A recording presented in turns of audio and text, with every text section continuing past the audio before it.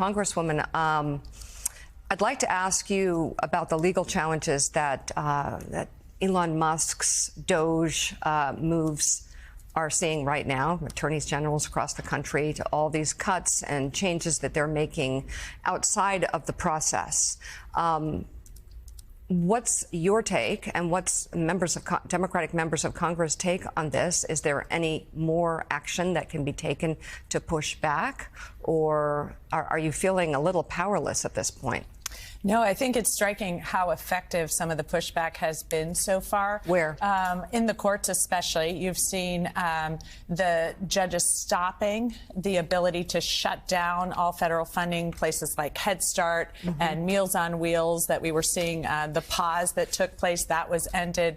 We're seeing Elon Musk being pushed out of Treasury. The courts have pushed him out of that. Just last night, we saw a decision that said that we have to fulfill our federal contracts on foreign aid, so ending that program. And then what's so striking to me here, too, is you're seeing pushback at the U.S. Attorney's offices. Now, Danielle Sassoon, I mean, she is no liberal icon.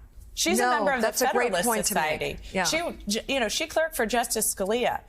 This is coming down to people who are loyal to the Constitution or people who are loyal to Trump. What are you hearing from constituents about any of this, if at all? Are you?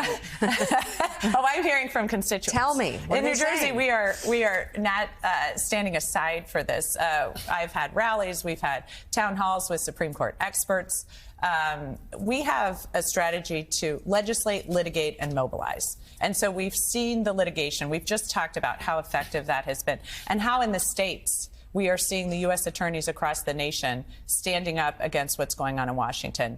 We know we have legislative priorities coming up where if the Republicans are going to need Democratic votes, which it is likely they will, from what we are hearing, we will make some basic demands at the least that the President of the United States follow the law and the court orders. And then we're mobilizing. We're seeing people not just in the streets in New Jersey. I was just on the mall with federal workers to stand up for the 22,000 federal workers. I mean, this is everybody from air traffic controllers to the people who check your eggs to make sure they're safe. And I'm hearing, again, from people on the ground, people who are afraid to fly, people who are concerned about their Social Security and Medicare. A woman working for the EPA in New Jersey who was telling me she gets emails every day encouraging her to take that fork in the road, to quit, when we know how important the work that they are doing is right now. Wow. Congresswoman, what do you say to Democrats who are really worried right now, who are panicked as they watch? They feel like this last 3.5 weeks, the government just being stripped away effectively. We have a FBI director incoming, who likely incoming, as Claire said, wants to shut down the FBI headquarters, where you have incoming likely head of the Department of Education, close the Department of Education. You have Robert F. Kennedy Jr., who is skeptical, to put it mildly, of vaccines. People worried about what's going to happen with vaccines. You could go down the list. The head of the DNI, who's very fond of Vladimir Putin and Assad. And people go, oh, my gosh, we're losing everything right now. What do you say to them? Well, we are pushing back effectively in many areas, but it's up to us. I mean, if we want to save our democracy, if we want to preserve the values and institutions we have to get engaged. So if you're sitting on the sidelines and waiting for somebody to ask you to get engaged, I am asking you right now. And I don't think social media is enough.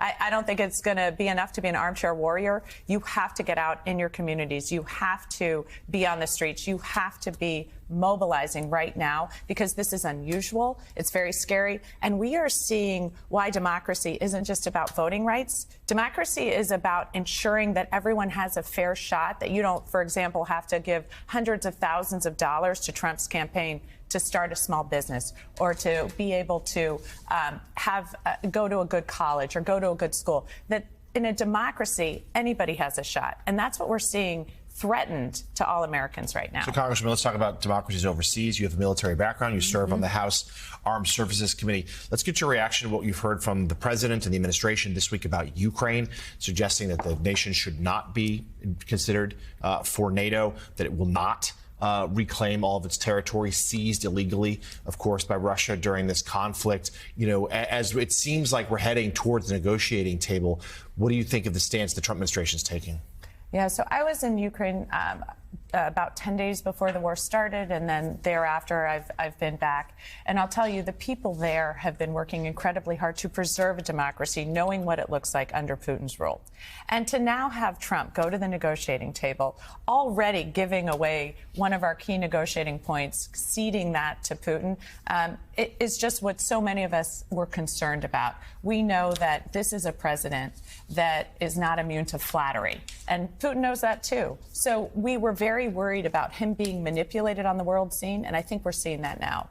So the editorial board of the Financial Times writes about Trump's dangerous approach to peace in Ukraine. That piece reads in part this: the president's approach looks alarmingly like a path to the sellout his partners had feared.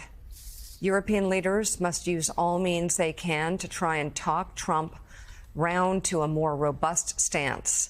But they must get their act together, too, in taking control of their own and Ukraine's defense.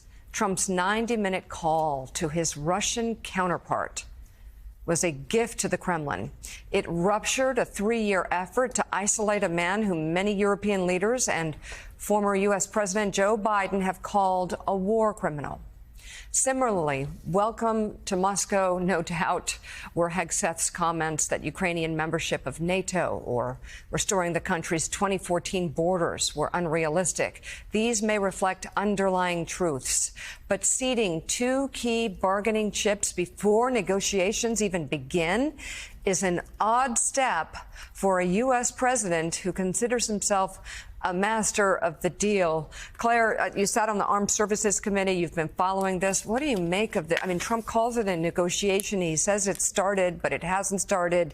And yet it does seem that he's ceding most of the positive outcome for Vladimir Putin. Yeah, the president's ego is so big, he actually believes that he doesn't need any allies around the world. And that puts us in a very dangerous position. The notion that he would begin ceding territory to Putin without even talking to our European allies. I mean, NATO has been a very successful military alliance. It is there to protect us, and it has worked very, very well. And the notion that he would try to go into a negotiation by calling our adversary and beginning to deal without even consulting our allies, or frankly, without beginning with Ukraine, who we have been trying to protect with American tax dollars since Russia invaded them and tried to take over their country in an illegal war. So it is really, backwards how he's going about this. And I would ask Congresswoman Cheryl, and as somebody who has served in the military, as someone who has flown helicopters, as someone who sees Pete Hegseth as really having an attitude, a public attitude, that women like you are not needed in the military, and that even worse, that women like you somehow subtract from our strength. Tell me what this feels like to the people who have been training, and the people who have been working on arming Ukraine, and the people who understand what it means if Donald Trump puts up the white flag to Vladimir Putin. It's so incredibly upsetting to those of us who believe deeply in democracy, to those of us who have worked across the world with our allies and know that we never fight alone as the United States of America, that we've had key allies we've been building since World War II, that we've set up a rules-based order across the world for democracy and democratic institutions and economic institutions that have created fair playing fields for U.S. companies around the world. So to see all of this being rolled back, and I don't think I don't think it's unintentional. I think Trump has been attempting since his last administration to realign the United States away from democracies and towards people like Putin, like President for Life Xi, like the North Korean dictator, seeing that as a pathway that he would like to emulate. And it's very dangerous, and I'm very hopeful, as you know, the Munich Security Conference is coming up this weekend. We know that people like Vice President Vance will be there. And I am praying that sitting there face to face with our traditional allies, remembering who fights with us, and remembering what we fight for and why it's so critically important will ignite within this administration some sense of how important our allies are across the world. And I hope that it will reignite in them a desire to protect democracy here at home and across the world.